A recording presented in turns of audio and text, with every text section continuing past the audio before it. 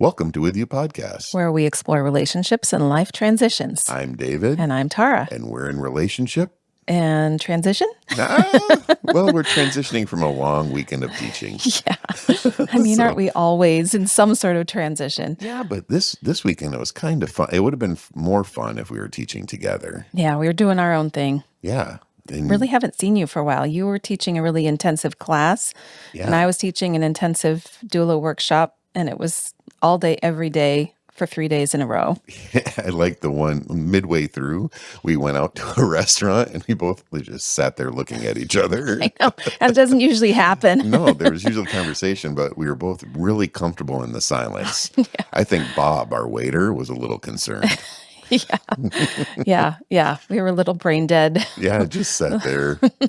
And he's like, "You guys okay?" We're like, yeah, we're enjoying each other's company. This is totally fine.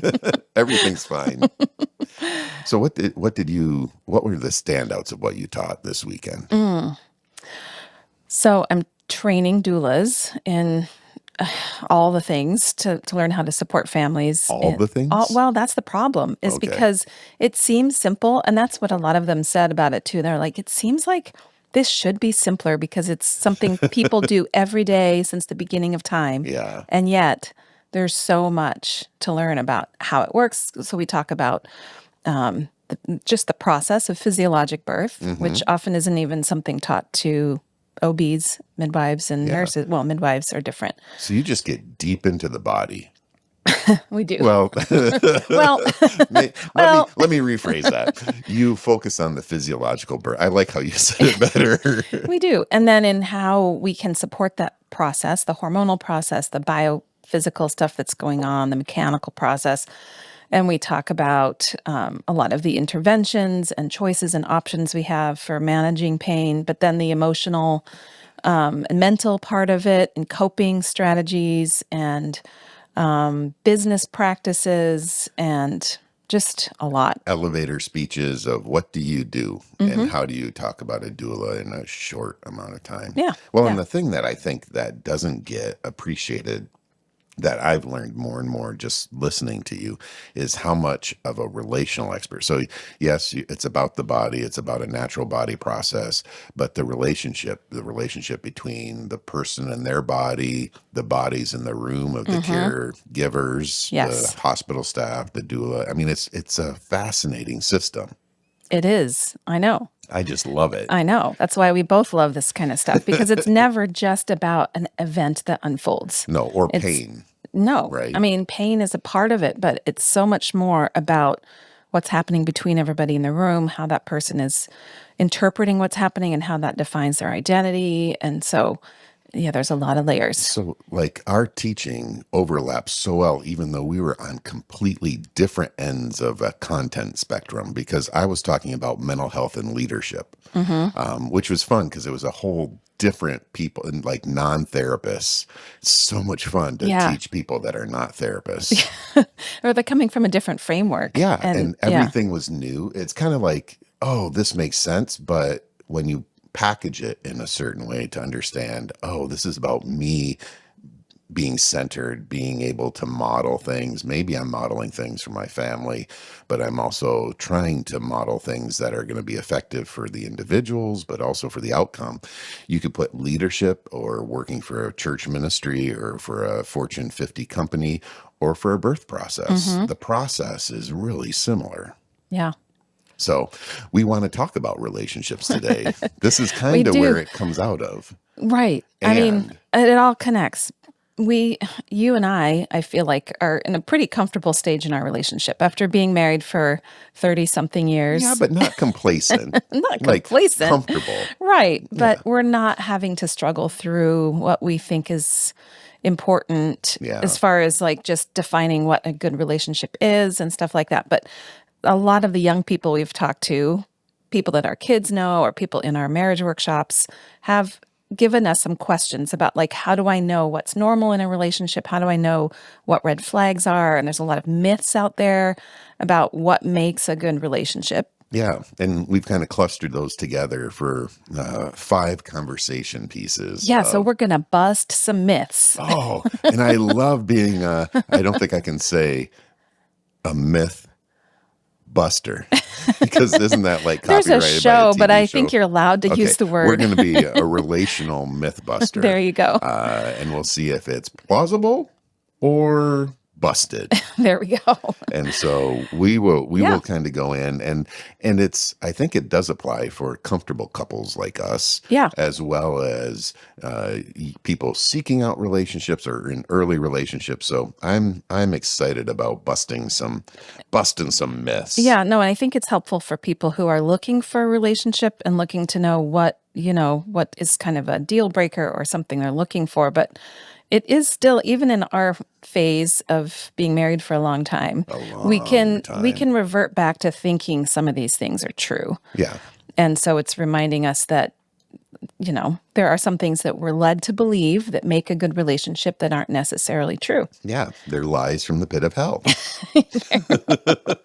Maybe so. Maybe so. We'll decide. Let's I see. guess, yeah, maybe we'll figure that See out. where they're So, from. which one do you want to start with? Well, let's start with. Are we going to go in order? Yeah, let's do that. Just for funsies. All right, we'll go in Let's order. go in order. We'll try something new this time. Okay. So the first one that we hear from people is that good relationships don't require work. Oh, yes, the Or, effortless love. right. Like if you're working too hard, it must not be meant to be. We It need should to be smooth. fit like a glove. Yeah. Should be easy. That means you're a good fit, Yeah. right? No. I What do you think? think that's Busted. not true. I mean, I think if you're really working, if you think, oh, it'll just come easy, I think there's a fantasy there that comes from movies. Like I'm looking, and even Greek mythology, I'm looking for the other half. And if I have the other half, will fit perfectly. Then it just makes everything make sense now Yeah. And because I found that person that's the other half of me. And you and I both know that the solution to all of life's problems is marriage. Right. As soon as you Yeah. get married, all the problems go away. That's right. There's nothing. I mean, we wouldn't have a career if that was true, That's true. because it's not. It actually, when you get close to someone, you highlight all the differences. Yeah. But I think the danger on the other end of this myth is that, if we think, oh, well, relationships are hard, relationships require tons of work, then we're saying it's just gritty all the time. And the truth is, a good relationship should be life-giving. Yeah. There should be some life-givingness to it, but that doesn't mean it always just comes very easily and smoothly. Yeah, I always think in sports metaphors. So I think in sports metaphor of like I love baseball, and to be good at it, I had to practice. And I think in relationship, like we love being together and we have to work on it. The skills do atrophy if you don't practice. I mean, we know that when we travel, of having to kind of get back into the flow with each other after being gone for a while. Takes some intentionality and effort. It's not just like come sit down and everything's going to be fine. Yeah.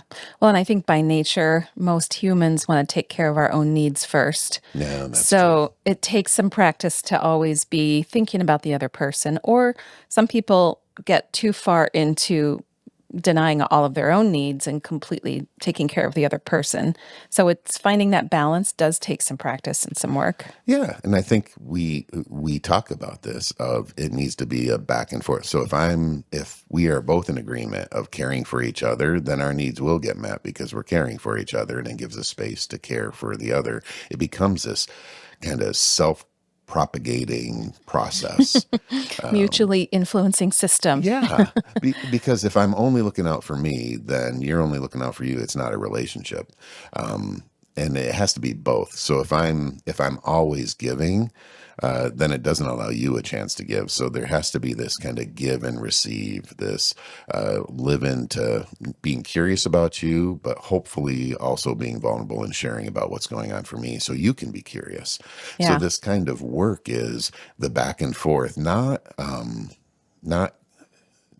keeping score, but this back and forth of I'm going to care for you, and that's going to be some work, and I'm going to be vulnerable, and that can be some work. And each person, it's going to be different, which is work. Right. Like, Right. like some people being vulnerable Yeah. is work. Other people being vulnerable is super easy, Right. and the reverse is true. Yeah. So we know that and we're agreeing here that love is not effortless. It's not completely effortless all the time, but there might be a time when the amount of effort that's going into it is kind of a signal that maybe it's not working super well. So what would you say about when like, okay, this is so Oh, much work, it's so exhausting. you beat me to the question because I was Yeah. going to ask you, when was the hardest time in our Oh, in relationship? personally. So you asked general, and I was like, okay, I'll answer generally, and then I'll ask you, when was the most effort we had to put into our relationship? For me, I think in general, it's times under stress Mhm. of like we can, if everything's okay, things will go okay. But Mhm. as soon as there's an external stress, it puts stress on the system. And if we're not having good practice of attending to ourselves and each other, it's going to break down really quick. Yeah. So I think about stress. So now I'll ask you my question.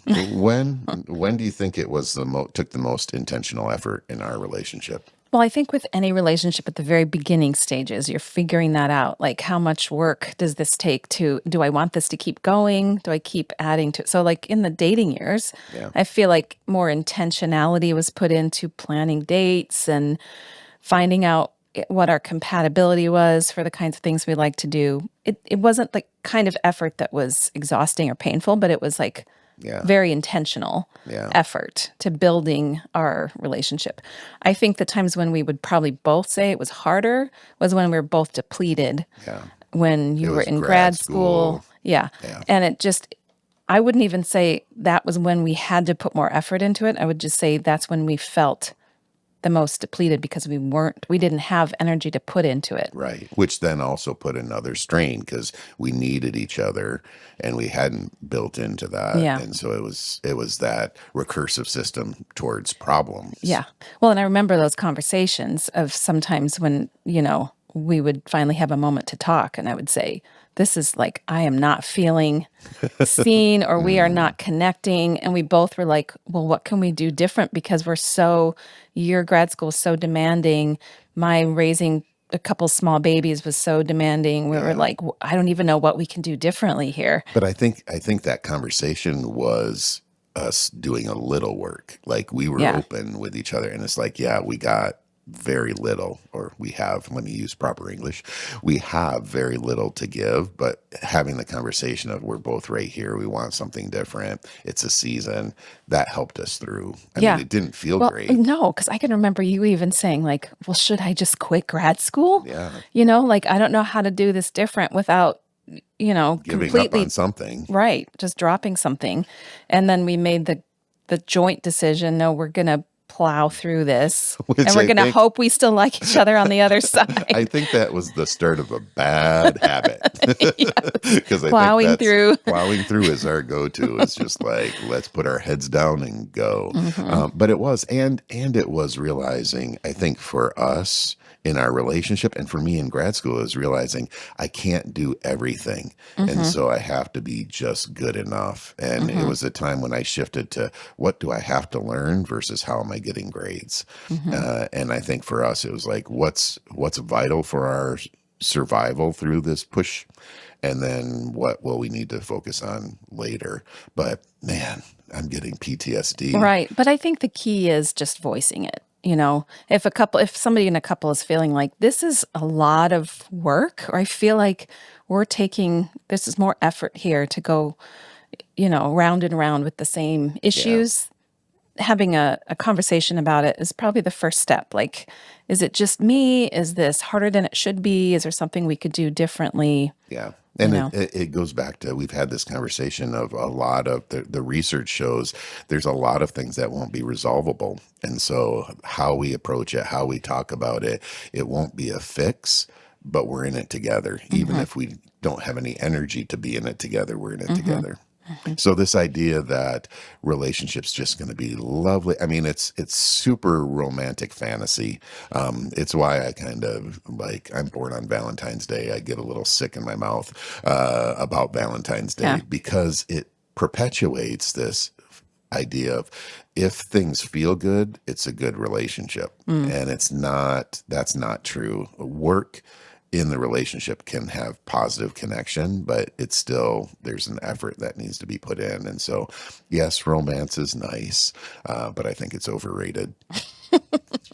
Wow, that sounds so hopeless. I hope this is going to get better because that, Well, I just realized what I do for a living. That's probably not the best thing to say as a marriage therapist. Yeah, I think what we're trying to say, let's just reframe this a little bit. Help. So relationships don't have to be effortless to mean that they're working. Correct. There's always some effort in joining up with another human being, especially a lifetime of, figuring out how we love each other well. So there's always going to be some effort, and that's normal in a relationship. And just a highlight for next week we're going to talk about when it's too much work and the relationship might need to end. So we're not going there today. Today's the positive. No, but do follow up with us next week if you want to talk more about boundaries and deal breakers. Yeah, that's right. So let's go to number 2. All right, myth number 2. And fix it by having a baby. So this myth says that taking the next step will solve the problem or will determine whether the relationship is meant to be. So that means and I don't think we ever felt that way, but we do know a lot of people and a lot of young people thinking, how do we know if we're a good fit unless we live together first? Or we should have sex to see if we're compatible physically. Otherwise, we might get stuck in a marriage where we're not. Or if we have a baby together, that's gonna seal the deal, So those kinds of ideas that if we do that next thing, that's gonna be the thing we need to help us know. Yeah, and in the late 90s, early 2000s, there were some really good studies about, because the assumption was cohabitating before marriage would be really, really helpful, and they found that it wasn't helpful for a long-term relationship. And so this whole idea of test driving doesn't solve the problem. And and it's really kind of a denial of let's be right where we need to be. You and I think developmentally all the time. This is kind of a developmental shift of I don't like where I am, and so I need to go to the next phase. Well, this phase is important in and of itself. Like where we are, how we're navigating this is important in and of itself to just jump to the next thing. And anytime you think adding another human being will make it easier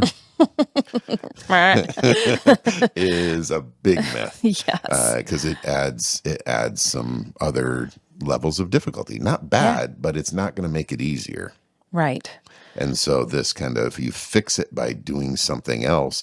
Yes, we want to do something else relationally. We don't want to speed through the developmental task that we're in to the next thing. Or check it. And I think the way we think about this differently is I didn't really want to go through all the stuff of merging our lives and living with you unless I knew we were already committed to life together.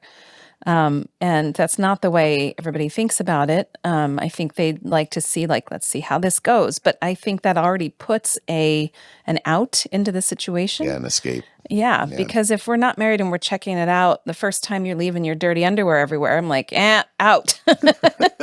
But if we're already committed to life together, it's there's always going to be some hard things about merging your life with any human being. And if we're committed, then we're committed to figuring that conflict out. Well, and as a couples therapist, that's the very first thing of we establish to actually foster repair, growth, kind of solving problems is close off the escapes.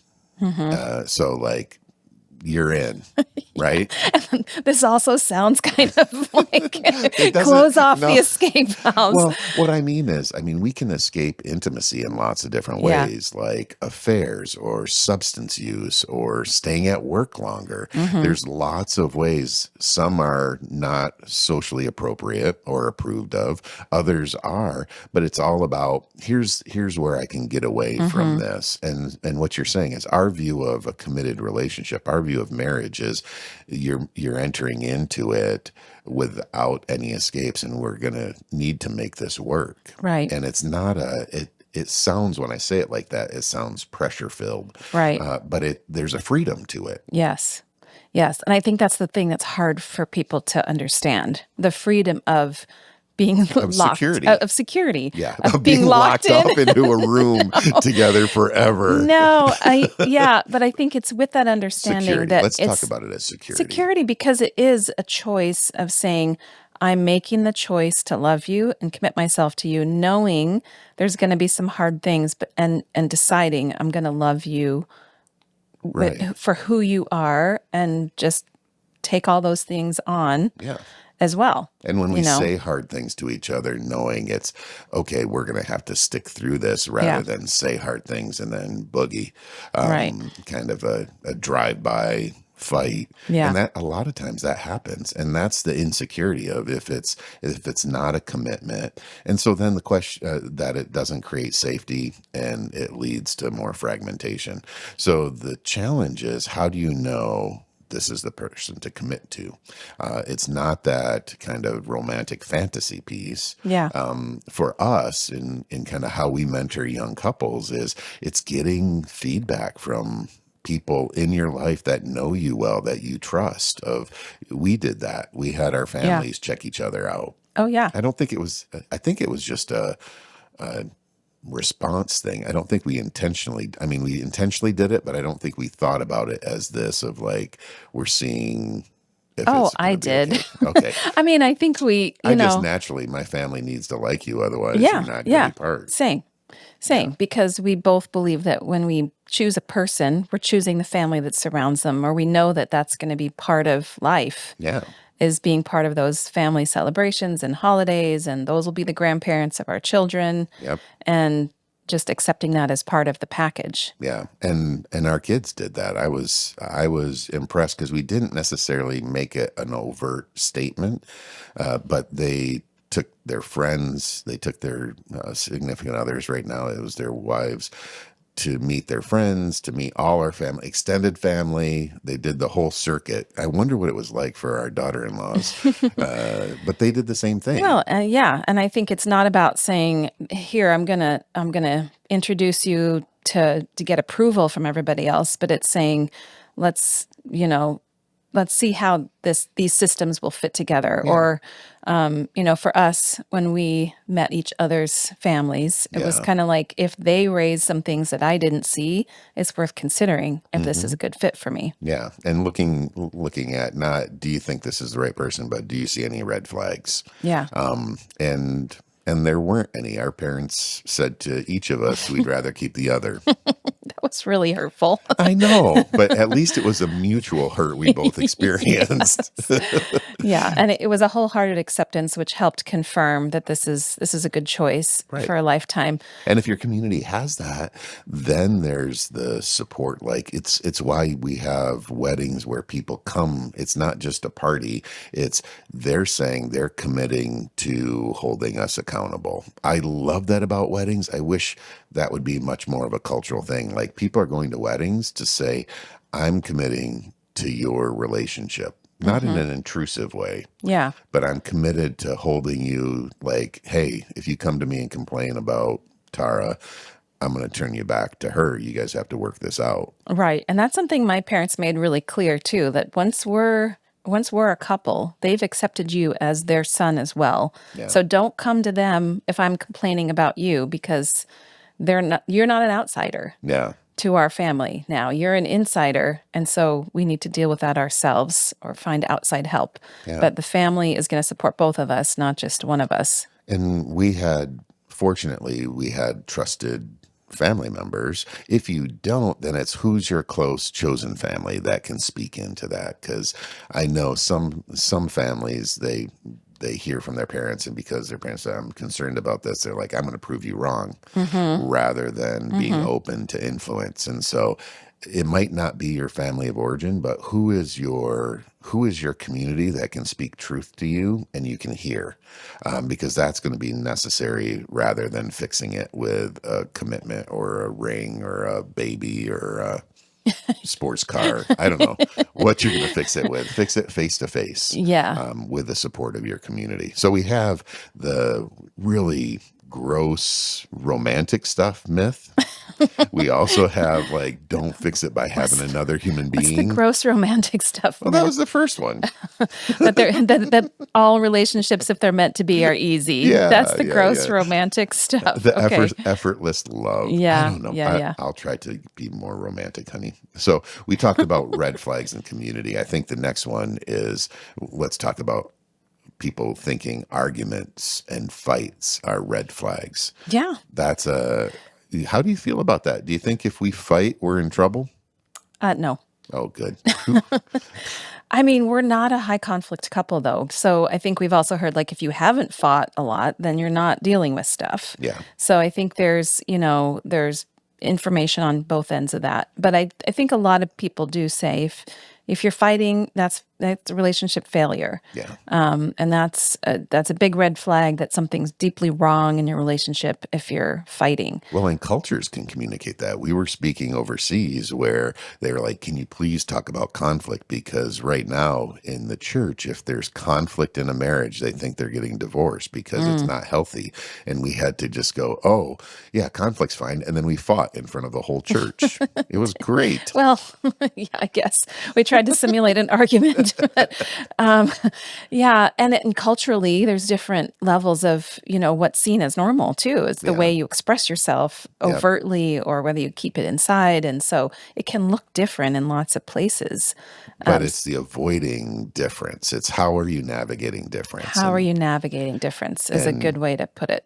arguments can be fine. I with my students and with people I supervise, I often say it's not the rupture, it's not the tension, it's not the challenge and the difference that's the problem. It's the lack of navigating it or the lack of repair. So I kind of say if it's not the rupture, there can be relational rupture. It's the lack of repair that's the problem. And so the idea of conflict and argument can be towards repair. Now, if it's violence, if argument is not about navigating difference, but dominating, that's a whole different ballgame. Yeah, yeah, Whole different ballgame. yeah. So it's kind of normalizing that we're not going to see, it's weird, right? We're not going to see things the same way. You and I figured that Yeah, out real strange. quick, Yeah. that we see the world differently. Yeah. So conflict actually, and we have talked about this in some marriage workshops, is that conflict can actually be the pathway to deeper connection Yeah. if we deal with it well. So, like you said, there are definitely deal breakers with conflict. Yep. If there's physical violence, if there's harm, if there's emotional harm, Isolation. that's not okay. And that definitely can be a deal breaker or something that needs really quick intervention and help Mhm. and support. And possibly it's not a relationship that's going to work for you. Yeah. Very possibly. So we'll talk more about that next week. But most of the time, a conflict between a couple that's committed to each other, they're wanting to resolve the Yep. issue, and they're not trying to harm each other. They're just finding some disagreement, and they need to figure out a way to navigate that without hurting each other. Yep. And resolution may be what they both like, what neither one like. That doesn't matter. It's how are we connected as we disagree. And I think societally we're having a problem with that, both in Yeah. the American church and American society, is if I disagree with you, I'm negating who you are, Yeah. is kind of the underlying cultural message of the moment. Yeah. And if I disagree with you, let's kind of find common ground and find places we can just kind of sit and go, okay, I still love you and I see this very, very differently. Yeah. I know. And we're challenging that because that's should be a huge part of being human is learning how to love people even when we completely disagree Yeah. on some things. Yeah, so I think the language you're using for rupture and repair is from John Gottman, right? Yep. Yep. And so they also say like it's those small things often, and it's how you repair that conflict that really tells whether you're going to be able to be healthy in that relationship. Yeah. And a lot of the positive interactions before you get to the crisis or to the conflict. Mm, Let me rephrase that, not crisis. A lot of positive moments before you get to the conflict, because conflict doesn't have to be crisis, but it can feel that way. But if we have safety built up, then we're able to navigate that well. What are, like, for us, I mean, we've been thinking about connection, communication, conflict.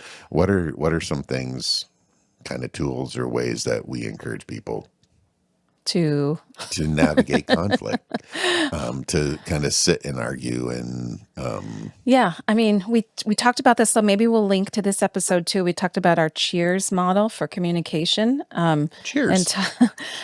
so it's just a nice acronym that helps us to remember some ways we can be in sort of our stance towards the other person. Yeah. Because if we're coming in trying to prove our point, or coming in trying to prove why the other person's wrong, like I have probably spent some years trying to prove why the Midwest is a worse climate than, than the West Coast or something like that. You've been very persistent. Yeah.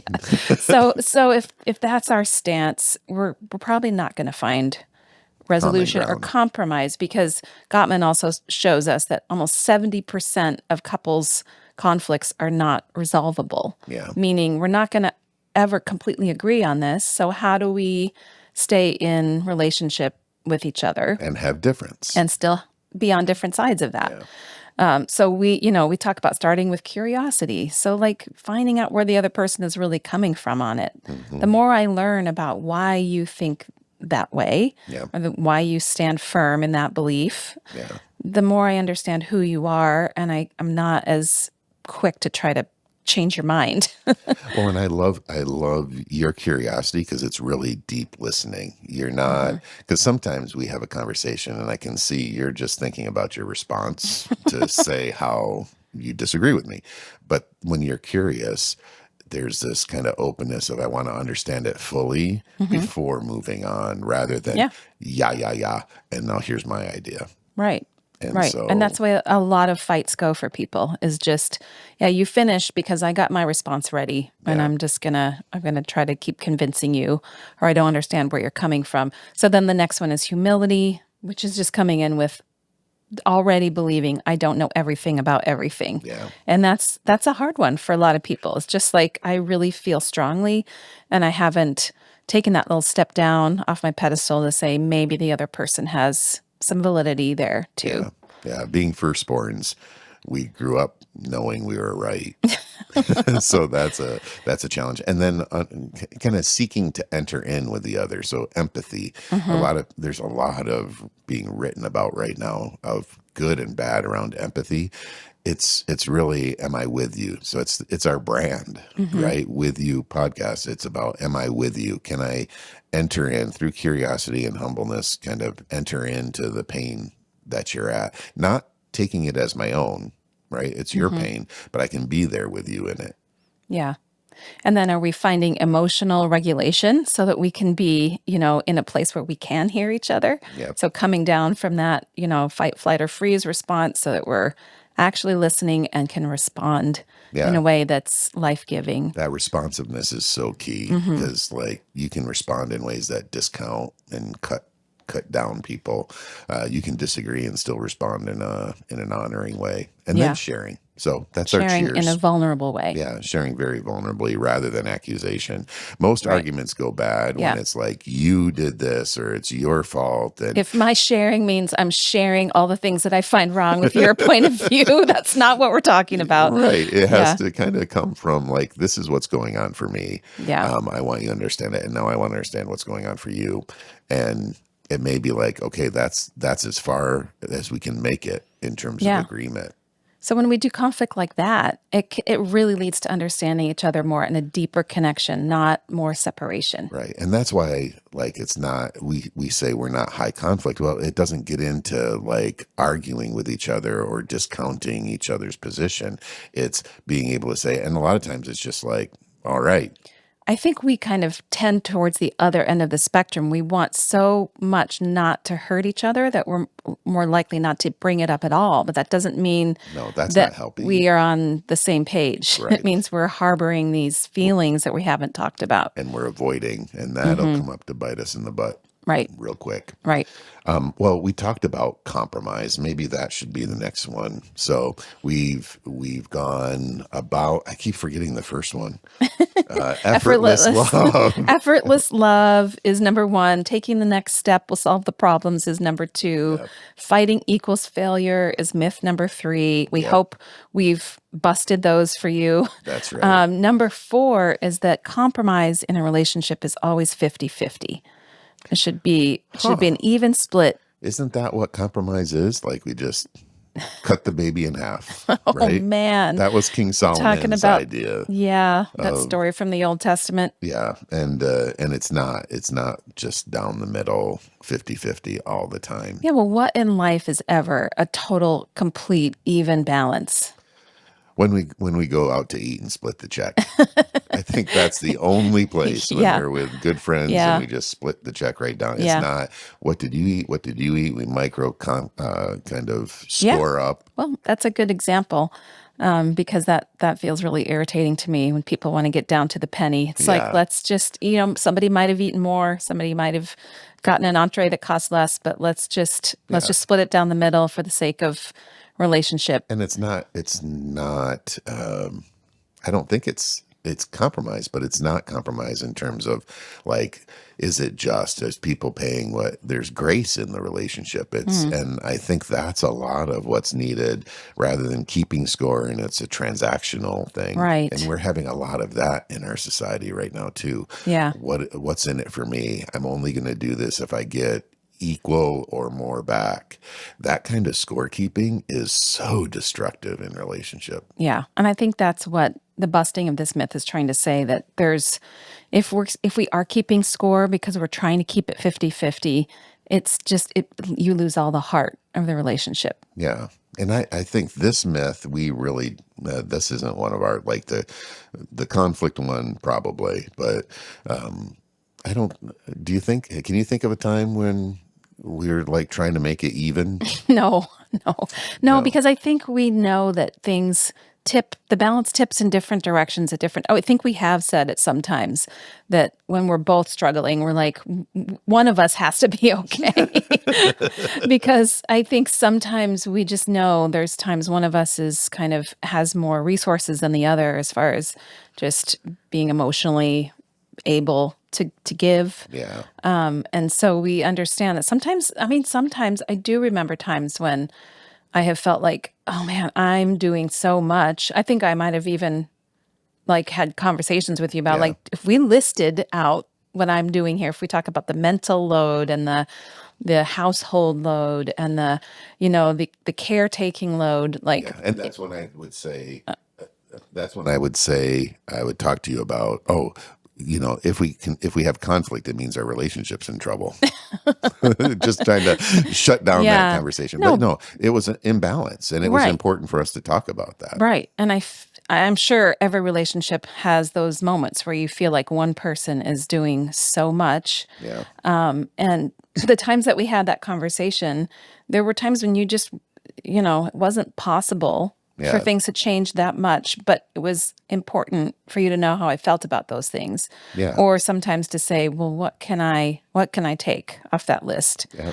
Well, and it's interesting because it's really shifted. The more doula work you did in the last 10 years, the balance has shifted in terms of even just like family things, or we go out and it'd be like, oh, it's just going to be David tonight. And we found a balance and it has to be over the long period. Does Yeah. it feel equitable? Yeah. Not fair, but does it feel equitable that there's this balance between give and take? If it's always one way, that's a problem. Right. Right. So Right. like the 50-50 shouldn't be the target. It should be, No. am I giving as much as I'm receiving in a relational stance, not in terms of time or money or Well, and I've heard some people say the fallacy of that myth is that both partners should be giving 100%. 50-50 means we're oh both yeah. only giving half of ourselves, you know? Like, so Yeah, if we're that's both fair. 100% trying to serve the other, everything works out. But there are times when I think one person in the couple might feel like they're just giving more or more is required of them. And Yeah. I would say it's kind of true that my doula work helped tip that balance Yeah. just out of necessity because I tend to overfunction Yeah. and I couldn't be present sometimes, and you became a lot more aware of what was required to just be Yeah. And there was running our space. household. Yeah. There was space, and it was just like, oh, it got to the level of discomfort that I was willing to change. Mm-hmm. And that's really something that goes to all of this is there needs to be optimal frustration. There needs to be enough discomfort in the system for it to change. And so if you are always over functioning, there's no reason for me to change. Right. It's not an excuse, but that's kind of the dance that happens of like, well, this is pretty good. And Mm-hmm. there needs to be willingness to drop the ball so that the other picks it up. And we had to figure out that dance in lots of different ways in our Mm-hmm. relationship. Better now? Yeah, I think we've got a pretty good balance. I'm just noticing. I think I have to dust after this. So we have this balance myth that sharing the load is what's important. Keeping score is not. Maybe looking over the course of a longer period of time, how balanced is it versus a daily type of thing? Yeah, a story that helps me kind of put words to that or picture Yeah, to that yeah. was when our children were small. And I think one of our pediatrician visits with a toddler, I was telling the doctor, he eats, one thing or maybe two foods, like all day long. He'll Yeah. only eat these two foods. And the doctor said, it doesn't even matter what a toddler eats in a day. Look at what they've eaten in a month because they might eat all bananas one week and they might eat all, tacos, whatever. Yeah. It balances out, and that's one way to look at it is that there are seasons. Right. And we play with that time. So, but the myth of compromise means 50-50 is not the case. Compromise is how are we giving and open to receiving in a meaningful way, and it can look different at different times and with different couples, right? Like all of this is about what's the goodness of fit for the couple. And if you're irritated, it's probably not a good fit. Well, if you're irritated all the time, Yeah, it's probably that's not a right. good fit. That's right. Back Yeah. to the argument one. All right. So we have had 4 myths and we busted them all. Now we get to the big Yeah. one. So number 5, and I've heard this from quite a few young people, and I will say this one worries me the most, and it was never one that I believed. So this one, number 5, is jealousy equals love. Or if they're jealous, that it means they really care. It shows their passion. It shows they want to be with me. Yeah. It's hard for me to even wrap my head around people looking for that or thinking that's a good sign. Yeah. Because to me, that's worrisome. Yeah. I think one thing we've always had in our relationship is just really open trust in each other. Like, I'm happy for you to go spend time with other people. We're not tracking each other's movements all the time. We're not looking in each other's, Yeah. That only started when you were leaving home at 2 a.m. Yeah, we did get an app when I was doing doula work in faraway hospitals, and you would wake up and not even know I'd left. We thought it might be good for you to know where I am. Yeah. It was kind of like, I wonder where Tara is. And then I'd go back to sleep. Yeah. And I figure you would call if you needed That's help. right. Yeah. So, but some people really do feel reassured by their partner's jealousy. Feel like it shows that they really want them 100% of the time, and we would just caution against that being a good sign in a relationship. Yeah. And it usually comes from family of origin and other experiences, whether it's traumatic experiences, but that there's a desire to be needed because there's been a lack of being seen as precious, being seen as valuable, being seen as loved. And so when there's any attention, Yeah. even if it's this kind of jealous attention, it fills the well. We want to warn about that because I think that's a precursor. Jealousy is a precursor. It's not a determinant, but it's a precursor to abusive type of control. behaviors. Yeah, control. Yeah. If there's control or isolation or not allowing or things like that, that doesn't speak love to me. Yeah, I always worry about relationships where I see people being removed from their family connections, removed from their friend connections. Mm-hmm. That and it's like, oh, we just love spending every minute together. Okay, but fragmenting you from your emotional support, like we talked about, if everybody's standing up at the wedding saying we're here to support you, having those relationships cut off is a danger sign. Right. And I think maybe what is underlying, I'm thinking about that myth, and I'm thinking what another underlying myth underneath there might be is that I should be everything to you. And you should be able to meet all my needs. I don't need anything outside of that relationship. And that Oh, is right. do you I see my know. eyes? Yeah. I'm like, I can't do that. Neither of us like that idea, Yeah, but I think we know that, sometimes that might come. We need to think about the root of where that's coming from for somebody. yeah, It might be that there's been broken trust in the relationship. And so there's fear of losing that person. So there might be a lot of other things underneath that yeah, need to be addressed. yeah.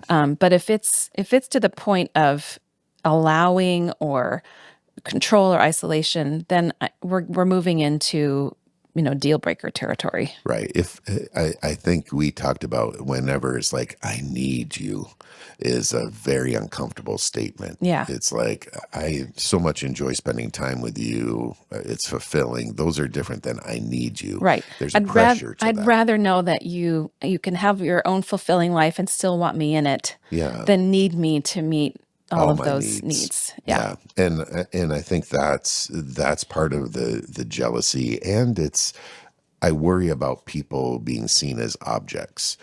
So with need and jealousy, it's like there's this cup. It satisfies my thirst, but it's not something I have a relationship with other than what it does for me. Mm-hmm. And so there's an othering. There's a seeing as an object and not as a child of God, someone that's valuable and worthy of all good things. Mm-hmm. And jealousy leans into that. Yeah. But it can appear like, oh, look at how much I'm wanted. But it's not about building up. And so I think the antidote to jealousy, this idea of jealousy is love, is how does the other person build you up? Right. And I ask that of our kids when they're dating, and I ask that of people that we do premarital with, is in what ways are you building each other up? Yeah. Which is different than in what ways are you holding so tightly to the other, you're squeezing the life out of them. Yeah. And talking well about the other, even when they're not in the room. Yeah. Yeah. That's remarkable, isn't it? Like some of the groups we're in, I'm like, I wonder if you would say that about your wife in front of her. And if you did, oh, I'm uncomfortable with that. So both ways, we probably should watch our relational stance. And I think that's what this is. It's jealousy is a relational stance of kind of hoarding. Yeah. Rather than sharing the resources of our relationship. Yeah. Yeah. So I hope none of these have been like scary to you or depressing, because the intent of this is that we believe that work, yes, work is required for a loving relationship. It kind of went at that backwards. Love and a couple relationship is not effortless. However, it should be life-giving. Yeah. God gave us relationships to make our lives more enjoyable, to build up who we are, to help our identity grow. Our belief about ourselves as being worthy. So, even if a relationship takes effort, it should still be building you up and helping you become the best person. Yeah. And maybe it would be helpful for us if we miss some myths, that you would share which myths that you believe, that you cling to, and which ones of today's conversation we helped you let go of. I'd love to hear. I basically want to have a conversation about myths and myth busting. Tell us the ones we missed. Tell us ones you'd like us to talk about another time. But we will go deeper next week into, if this did raise some red flags for you about relationships that you might be in or that friends might be in, we'll talk more about where are those boundaries? Yep. When is it a deal breaker? Yeah, and where to go. So when there are deal breakers, where to turn to, especially if you feel isolated.